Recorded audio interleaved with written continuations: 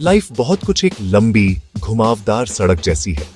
कभी कभी रास्ता स्मूथ और क्लियर होता है, जिसमें पेड़ों से धूप छनकर आती है, जिससे जर्नी सुहानी और आसान लगती है।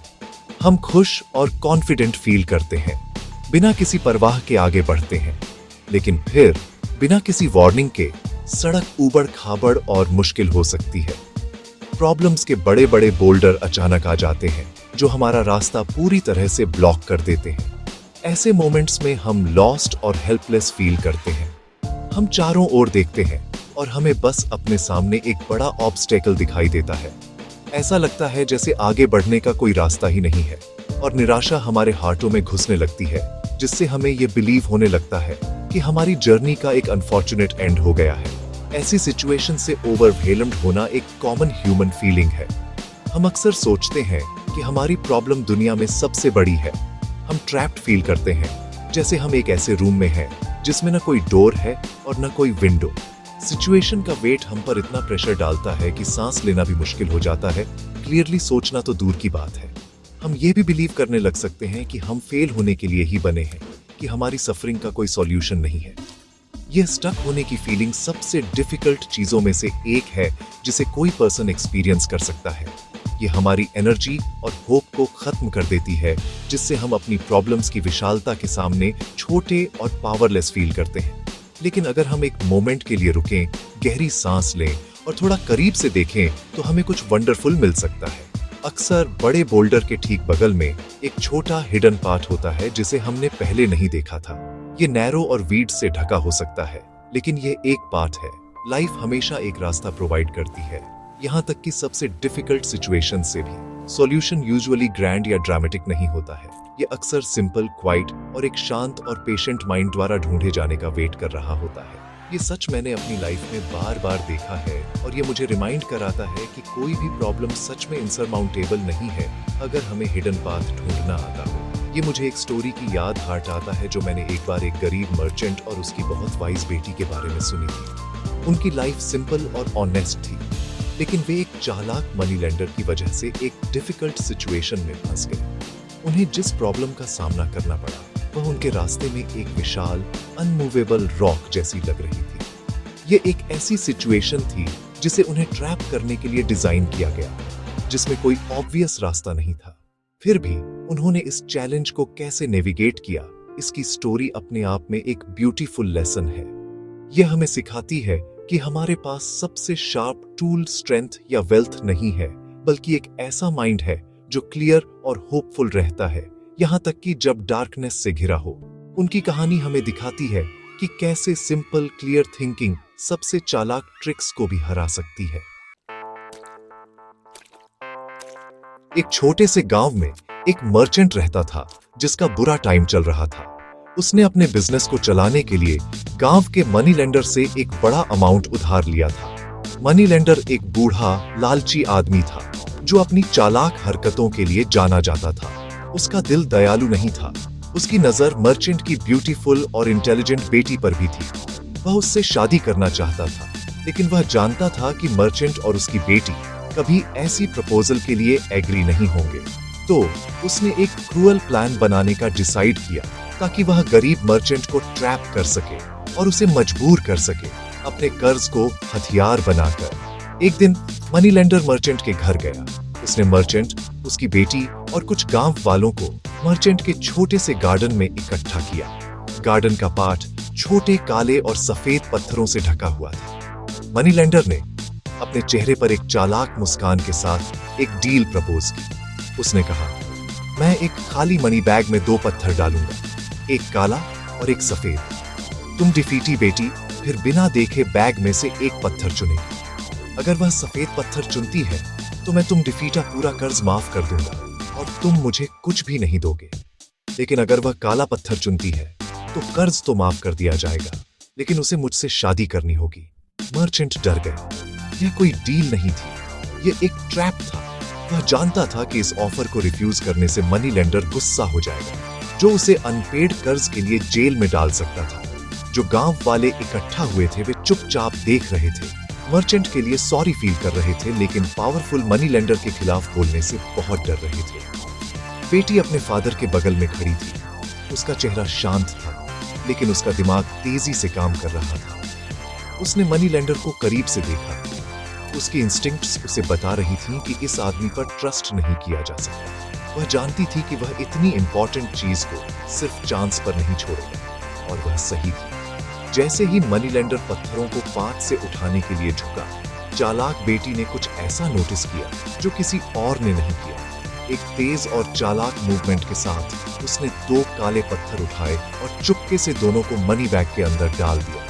फिर उसने बैग उठाया और कॉन्फिडेंट आवाज में कहा, चॉइस तुम डिफीटे हाथों में है मेरी प्यारी। उसे बिलीव था कि उसने एक फुल प्रूफ प्लान बनाया है। चाहे वह कोई भी पत्थर चुने, वह काला ही होगा। उसे उससे शादी करने के लिए फोर्स किया जाएगा और वह फेयर दिखाई देगा। मर्चेंट का दिल डूब गया। उसे इस भयानक भाग्य से बचने का कोई रास्ता नहीं दिख रहा था। मर्चेंट की बेटी ने खुद को एक इम्पॉसिबल पोजीशन में पाया। उसके पास 3 ऑप्शंस थे और वे सभी भयानक लग रहे थे। पहला, वह बैग से पत्थर चुनने से मना कर सकती थी। अगर उसने ऐसा किया तो मनी लेंडर निश्चित रूप से गुस्सा हो जाएगा। वह कानून का इस्तेमाल करके उसके फादर को डेटर की जेल में डाल देगा और उनका परिवार हमेशा के लिए शर्मसार और बर्बाद हो जाएगा। यह एक रियल चॉइस नहीं थी, क्योंकि यह उसके प्यारे फादर के लिए निश्चित दुख की ओर ले जाती। यह एक ऐसा रास्ता था जो सीधे निराशा की ओर ले जाता था, और वह जानती थी कि वह इसे नहीं ले सकती, क्योंकि यह कुछ भी हल नहीं करेगा और केवल उनकी परेशानी को गहरा करेगा। उसका दूसरा ऑप्शन मनी लेंडर की ट्रिक को एक्सपोज करना था। वह चिल्ला सकती थी और सभी को बता सकती थी कि उसने उसे बैग में 2 काले पत्थर डालते देखा था। यह उसकी बेईमानी को गांव वालों के सामने उजागर कर देता। हालांकि वह जानती थी कि मनी लेंडर एक पावरफुल और रेस्पेक्टेड आदमी था, जबकि वह सिर्फ एक गरीब मर्चेंट की बेटी थी। उसकी बात के खिलाफ कौन उस पर बिलीव करेगा? वह बस इससे इनकार कर देता। बैग को खाली करके एक काला और एक सफेद पत्थर दिखाता जो उसने ऐसे केस के लिए तैयार किया था, और उसे डील से बचने के लिए झूठ बोलने का अक्यूज लगाता। ये न केवल फेल होता, बल्कि उनकी सिचुएशन को और भी खराब कर देता, उन्हें लिया साबित करता। उसका तीसरा ऑप्शन जो मनी लेंडर चाहता था, बैग से एक पत्थर चुनना था। क्योंकि वह जानती थी कि दोनों पत्थर काले थे, वह अपने फादर को कर्ज से बचाने के लिए अपनी खुशी का बलिदान कर रही होगी। उसे एक ऐसे आदमी से शादी करनी होगी जिसे वह नफरत करती थी, एक क्रूर और लालची पर्सन जिसने उसे अपनी चालाकी से फंसाया था। यह उसके फादर को जेल से बचा लेगा, लेकिन यह उसे जीवन भर की अनहैप्पीनेस के लिए कंडेम कर देगा। यह एक नोबल बलिदान था, लेकिन एक दिल तोड़ने वाला। एक पल के लिए ऐसा लगा कि यह अपने परिवार को बचाने का एकमात्र तरीका था, भले ही अपनी फ्यूचर और खुशी की कीमत पर। लेकिन बेटी सिर्फ दयालु नहीं थी, वह एक्सेप्शनली क्लेवर थी। इन भयानक ऑप्शंस में से किसी को भी चुनने के बजाय उसने एक चौथा ऑप्शन निकाला। यह एक ऐसा सॉल्यूशन था जो पैनिक से नहीं, बल्कि एक शांत और क्लियर माइंड से पैदा हुआ था। वह रोई या शूटी नहीं, वह बस आगे बढ़ी, अपना हाथ बैग में डाला और एक पत्थर निकाला। फिर एक सीमिंगली क्लमजी मूव में उसने गलती से पत्थर को नीचे पाठ पर गिरा दिया, जहां वह तुरंत बाकी सभी काले और सफेद पत्थरों के बीच खो गया। उसका एक्शन इतना तेज और नेचुरल था कि कोई भी निश्चित रूप से नहीं कह सकता था कि यह सच में एक एक्सीडेंट था या नहीं। चुने हुए पत्थर के पाठ पर अनगिनत दूसरे पत्थरों के बीच खो जाने के बाद बेटी ने मनी लेंडर को इनोसेंट एक्सप्रेशन के साथ देखा। ओह, मैं कितनी अनाड़ी हूँ, उसने कहा।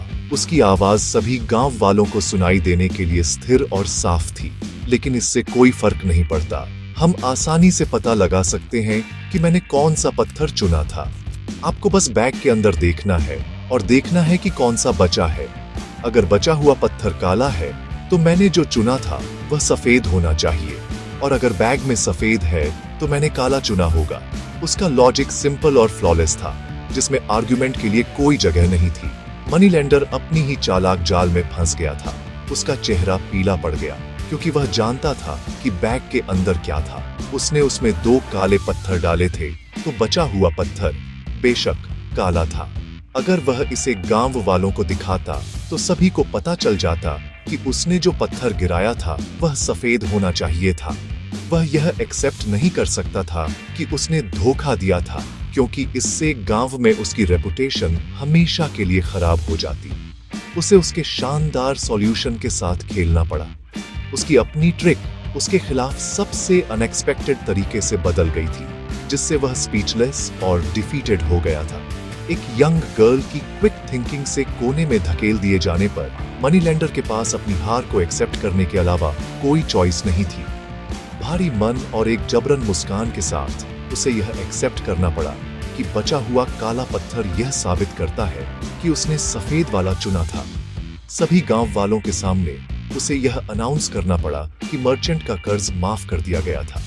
बेटी ने न केवल अपने फादर को रुइंडी से बचाया था, बल्कि खुद को भी जीवन भर की परेशानी से बचाया था, बिना सीधे मनीलैंडर पर अक्यूज लगाए या कोई सीन बनाए। उसने अपनी ही बेईमानी का इस्तेमाल करके अपनी जीत बनाई थी, जो ट्रूथमुच एक रिमार्केबल फीट था। ये स्टोरी हमें एक गहरा सबक सिखाती है। लाइफ में हमें अक्सर ऐसी प्रॉब्लम्स का सामना करना पड़ेगा जिनका कोई अच्छा सॉल्यूशन नहीं लगता। हम कॉर्नर फील कर सकते हैं जिसमें सभी रास्ते एक बुरे रिजल्ट की ओर ले जाते हैं, लेकिन हमें मर्चेंट की बेटी को याद रखना चाहिए। पैनिक करने के बजाय वह शांत रही।